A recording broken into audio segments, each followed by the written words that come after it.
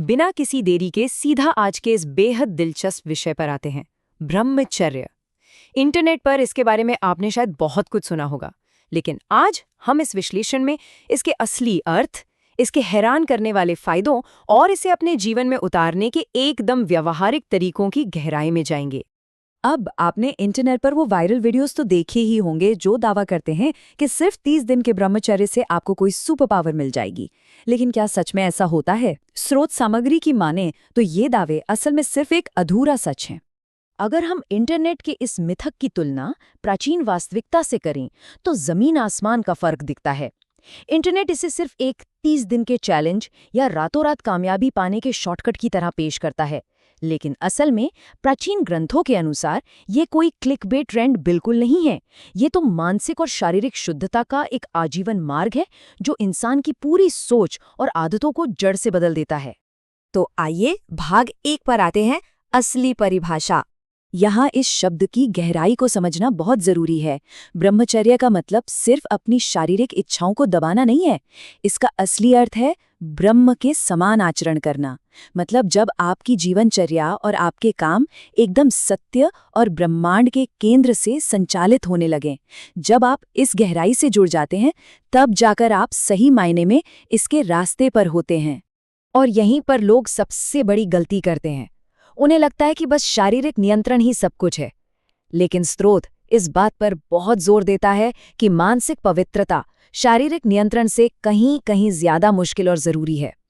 अगर आपके मन में कामुक विचार लगातार चल रहे हैं, तो सिर्फ शरीर को रोकने का कोई खास फायदा नहीं है। मन को पूरी तरह से इन विचारों से मुक्त करना ही असली लक्ष्य है।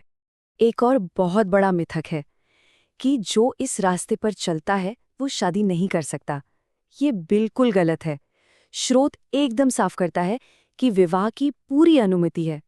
असली नियम शादी से बचना नहीं है, बल्कि हर व्यक्ति को वासना की बजाय पूरी पवित्रता और सम्मान की नज़र से देखना है। यही इसका मूल सिद्धांत है। अब बढ़ते हैं भाग 2 की तरफ, परिवर्तनकारी लाभ। अगर आप इसे साध लेते हैं तो इसके फायदे वाकई हैरान करने वाले हैं। सबसे पहला है चेहरे पर वो प्राकृतिक चमक जिसे तेज कहते हैं, जिसके लिए किसी क्रीम या कॉस्मेटिक की जरूरत नहीं। फिर आती है असीमित शारीरिक ऊर्जा। यही वजह है कि कई टॉप एथलीट्स इसका सख्ती से पालन करते हैं। साथ ही डिप्रेशन से मुक्ति, कमाल का फोकस और पुरानी बुरी आदतों का अपने आप छूट जाना इसके कुछ बेहद शानदार परिणाम हैं। और एक बहुत ही प्रैक्टिकल फायदे की बात करें तो वो है समय। जरा सोचिए, जब कोई व्यक्ति अपनी क्षणिक इच्छाओं या इंटरनेट पर अश्लील सामग्री के पीछे भागना बंद कर देता है, तो वो अपना कितना सारा वक्त बचाता है। इस बचे हुए समय को आप कुछ भी नया सीखने, अच्छी नींद लेने या अपनी जिंदगी को बेहतर बनाने में लगा सकते हैं। ये लिटरली एक गेम चेंजर है। भाग 3, शक्ति के ऐतिहासिक उदाहरण। इस कंसेप्ट को समझने के लिए स्रोत में एक बहुत ही जबरदस्त उदाहरण दिया गया है। जैसे हजारों फूलों को मिलाकर इत्र की बस एक बूंद बनती है, या 5 किलो दूध को मथने के बाद कहीं जाके 100 ग्राम ताकतवर घी निकलता है। बिल्कुल वैसे ही अपनी ऊर्जा को यूं ही बर्बाद करने के बजाय उसे बचाने से एक बहुत ही गहरी और अटूट आंतरिक शक्ति का निर्माण होता है। अगर हम इतिहास और प्राचीन ग्रंथों की तरफ देखें तो ऐसे कई हैरान करने वाले प्रमाण मिलते हैं।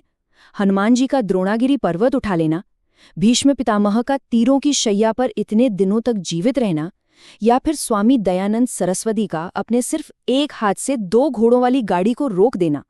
स्रोत के मुताबिक ये सारे करिश्मे इसी आंतरिक ऊर्जा के संरक्षण के परिणाम थे।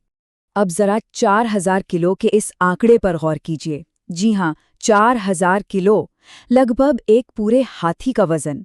स्रोत बताता है कि प्रोफेसर रामू मूर्ति ने अपनी इसी संरक्षित आंतरिक शक्ति का इस्तेमाल करके इतने भारी वजन को सीधे अपने सीने पर उठा लिया था। ये आंकड़े हमें सोचने पर मजबूर कर देते हैं कि जब इंसान अपने शारीरिक और मानसिक ऊर्जा को एक जगह केंद्रित करता है, तो वो क्या कुछ हासिल नहीं कर सकता। अब आते हैं सबसे महत्वपूर्ण हिस्से पर, भाग 4, 365 दिन की चुनौती। तो अब सवाल है कि हम इसे आज की भागदौड़ भरी जिंदगी में कैसे उतारें।